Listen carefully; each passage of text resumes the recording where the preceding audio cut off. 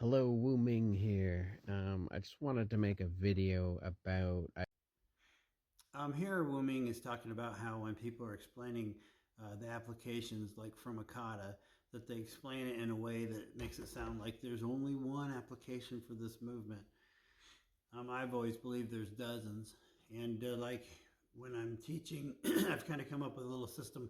When I'm teaching like the first kata, our first one is like an X pattern, Hajimete Uno no Karate, and you're pulling away and blocking and double punching, and then you're pulling the other direction, blocking and double punching.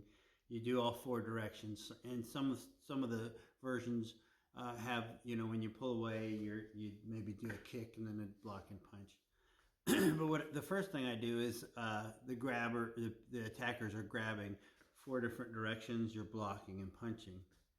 Then the next one would be they're actually behind you, and now you're elbowing them and elbowing them behind you. And then maybe the next one is these people, instead of grabbing, are punching at you, and you have to move away and block. And then the next layer might be that they're kicking at you. And then maybe the final layer would be they're actually trying to tackle you from each of the four directions, and you're using those movements and seeing how they can be applied.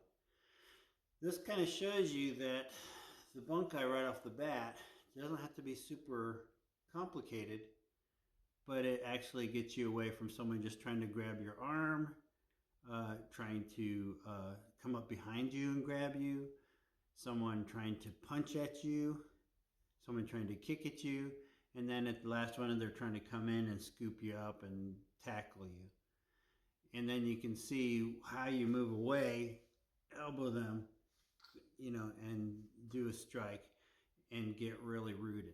So as it develops further, you see there's at least four basic things just to do from each of the attacking directions.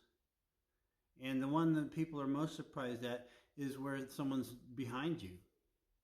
But if you think about it, your Suki is actually an elbow that's controlled to not travel back too far so they can't get you in an arm lock. And, some of the other movements are front and back as well.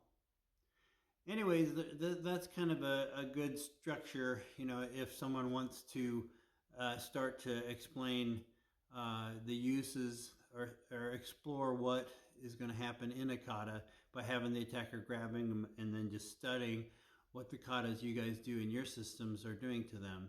Of course, they can develop into wrist locks and stuff that's more fancy, but those basic grab from the front, grab from the rear, punch, kick, and tackle are my four go-tos for most kata.